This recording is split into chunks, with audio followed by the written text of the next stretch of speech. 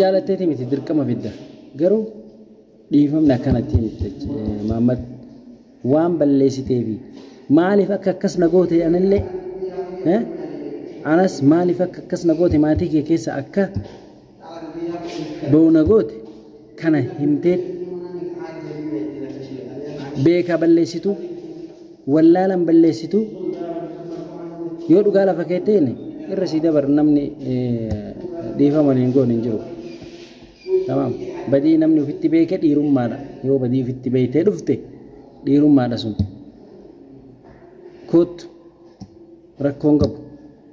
ani badii xiyyaa jettee badii san ofirra keettee yoo dhufte an seefin dhiisa badii. Assalaamu alaikum wa rahmatullahi wa barakatuh. Jira jirtu hordoftoota keenya akkam jirtan baga jiraattan hayyee walid dachaane khayri rabbi haa godhu inshallah. Nuti dhugaa rabbi akka kotti nagaa hin jibbine abshir nageenyi ni bu'a isin hordoftoonni keenya natti illee naarinaadha maaliifi kadhame ni raffatu kadhayni irraffataa jedhan dhugumaan nagaa barbaadaa jedhee dubbatu kuni har'a dachaas inni fide jedhe yoo dhugaadha har'a dachaas hin fidee na harka kaa'e wallahi wanni nagaa diduuf hin jiru hordoftoota kiyya nagaa wanni fiduuf hin jiru dhugaa rabbi asinis ta'e asinis ila wanni nama bakka washaqamee hunda keessatti dhokatee annagaa fedhaa ibsan irraa dhorgaa jechaa jiru kuni jaalatee hin seenaa dirqamatu isa gochaa jira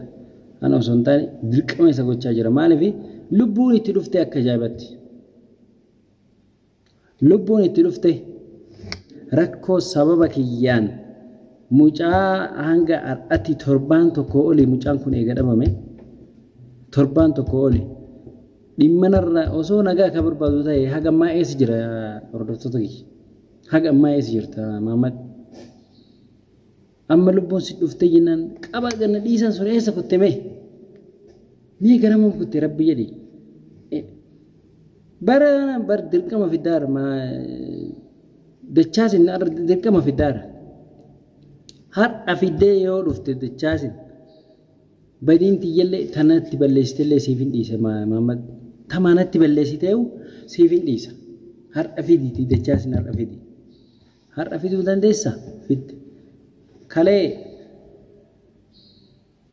kootu naan jettee bakka akkanaatiin jira jettee har'a maaliif akkana dubbii ofirra qaqqabdame ufimeessin Muhammad ufimeessin ani jiraachuu dachaasin fedhan hojii isaatti akka deebi'uun barbaadu fidee kalee fideetiin naa dhufuu didanii bakka sanitti naa dhufuu didanii eessa nutti himte bakka kamiin nu dhufte mee bakka kam yoo nuti bakka ati silaa nun jettu san dhaynu hin dheessine ati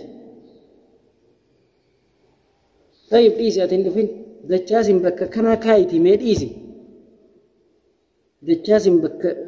akkanaa jiraa jedhiiti an dhagee fudhuu habaadhu Muhammad an dhagee fudhuu habaadhu hin sodaadhulleen waan feete waraana feete qopheeffadhu wama feete qopheeffadhu Muhammad hin sodaadhu osoo ijaan si argee amma viidiyoon si argaa jira malee osoo ijaan si argee Muhammad waan si godhu natu beeka tamaam garuu an nagaan jibbine abadan nagaan jibbineen akkuma sin jedhe dachaasin fiddee yoo dhufte badii teetillee siif hin dhiisan dachaas akka ilma kiyya mubaaraka ilaaluttiin dachaasillee ijisanii ilaalan si galee ati har'a ana maqaa balleessuudhaaf osoo dachaas dhiiga kee ta'e micayyoo dhiiftee dachaasin fuutaa Ogaat, me dubbiin kun ni fakkaata yaa Oromoo me rabbi yaade dubbiin kun ni fakkaata me ara sheem wallahi ladim ara sheem ati nama waliin nu buusu jeeftam moo anaa fidee dachaasee waliin garagalchuu deemta akka barte jechuudha akka maatii keessan abaafte kuni si harkaa fashalaa'ee kijiba kan ta'e kana dhiisii dhiisi ani dachaasi jibbee micayyoo fuudhuun kiyya fuudhe akkasii fakkaatutti akkasii maa dheessiti maa dhiifteen deemirree ishii maan dhiisi yookaan achittumaa naan eeginnati walumaanuu na eeguu qabda ture yaa na eeguu qabda ture garuu hin dheessite surree hidhatte malee ati marxoo sii mala surreen siif hin ta'u dhageette surreen siif hin ta'u dhugaatti marxoo sii malaati kanaaf jaalatteeti miti dirqama fidda garuu dhiifamni akkanatti miti Muhammad waan balleessiteefi maaliif akka akkas nagoote anallee anas maaliif akka akkas nagoote maatii kee keessa akka doo nagoote kana himteet beeka balleessitu wallaalan balleessitu yoo dhugaa lafa keetteene irra sii dabar namni dhiifaman hin goone hin jiru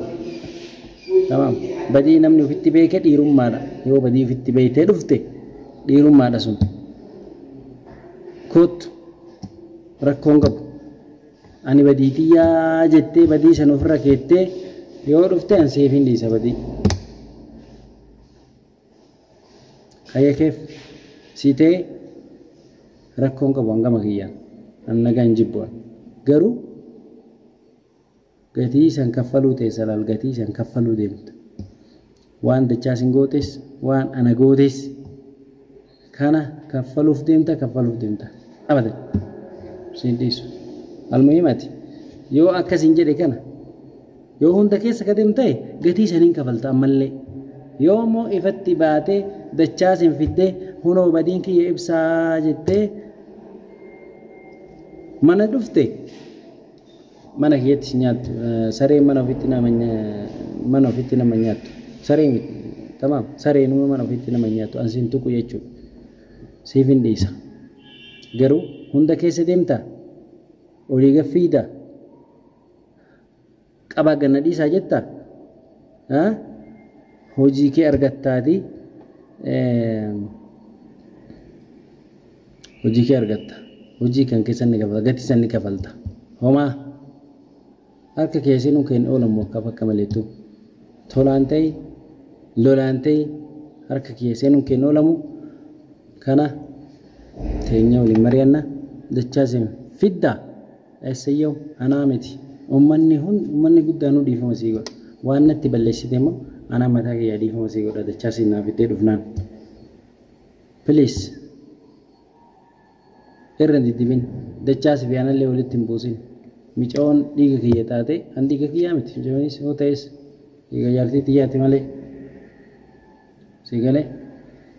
dachaasitu dhiiga kiyya dachaasitu laallafeeti dhiiga kiyya kana keessa hidda kiyya kana keessa dachaasii jira malee coo miti soddaadha micoon si galee haa ta'u mushisi jibballee yookaan immoo waan biraa jechuu kootillee miti kanaan dubbii irra hin qabineeti kanaan hin fakkeessini dhugaa rabbii gatii sanii kafaltaa dachaa sinarra fidii koottu yoo dachaa sin fiddee dhufte dhugaan dhiira taatee dhiira taatee jechuudha mushnola jechuu kooti miti dhiira taatee dachaa sin finnaan dhuguma ati kalaas nama nagaa taate dhuguma nama nagaa taate homaa illee sirraa deebi'a kalaas tamam siif hin dhiisa badiillee siif dhiisa fiduu baatta dachaasin fiduu baatta dachaasin dhiiftee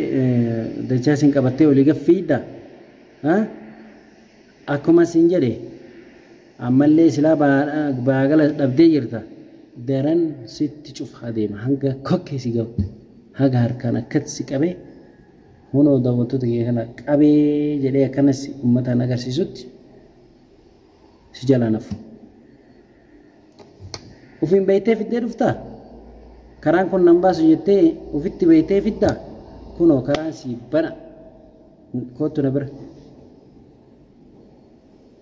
Ayyee maal feete kanaa ol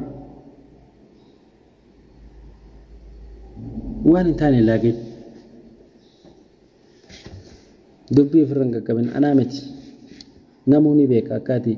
baay'ee har'a tadachaasii harkaana qaba waan ta'eef dachaasiin fidi please hin kijibini hunda keessa hin fiigini dachaasiin fidi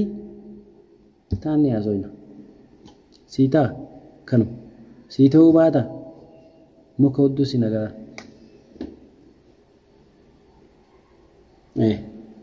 nagarraa of duuban deebi'u yoomiyyuu nagaan hin fedhu namni nagaan hin buufne hin jiru namni dhiifama waliin goon illee hin jiru ilmoo wal jalatti na jeefne garuu ati ana ajjeeste malee ana maatii kee keessaa baafte malee micoosa wajjii walii galtee ammallee sii miti bara akkana si godhaa jiru sii miti bara kama duraan si bitti sintu akkana si godhaa jira ammallee duuba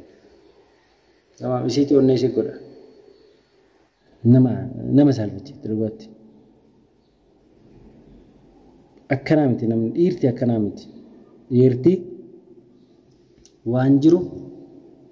gatteessee yoo balleessitellee ibsaa balleessee dhiifamaa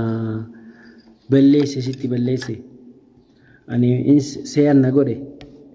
jettee as deebi'uun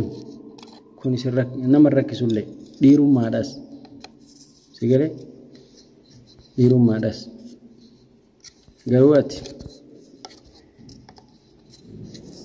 inumaayyuu nama adduubna maal nama adduubdaa atuu ni aduubamta kana sigala atuu ni aduubamta kanaan dubbiif jalan cufin abadan dachaasin immoo akka inni nagaa qabus argeen jira namni kamasii wajjin deemutu saayiba kee jettee harka mirgaa keettu na wajji jiraan tamaam dachaasis akka nagaa qabu nan beeka garuu nagaa feeta akkuma sin jedhe fidi har'a finnaan anuu si dhiisa waan balleessitellee hojjirratti siif hin dhiisa kanaaf hordoftoota kee dhiifama naa godhaa miira keessa galeetii waan hin taane illee haasa'ee yoon as keessatti waa tokko kan balleessu yookaan isin mufachiisu ta'e dhiifama naa godhaa ani yoomiyyuu nagaan fedha waan nagaa caalu hin jiru akkuma sin jedhe yoo inni har'a dhugaa dhiira ta'ee dachaas hin fide badii silaa inni natti balleesse illee inni dhiisaaf kunoo isin duratti hin jedheen kootu. Assalamu alaikum warahmatullahi wabarakatuh.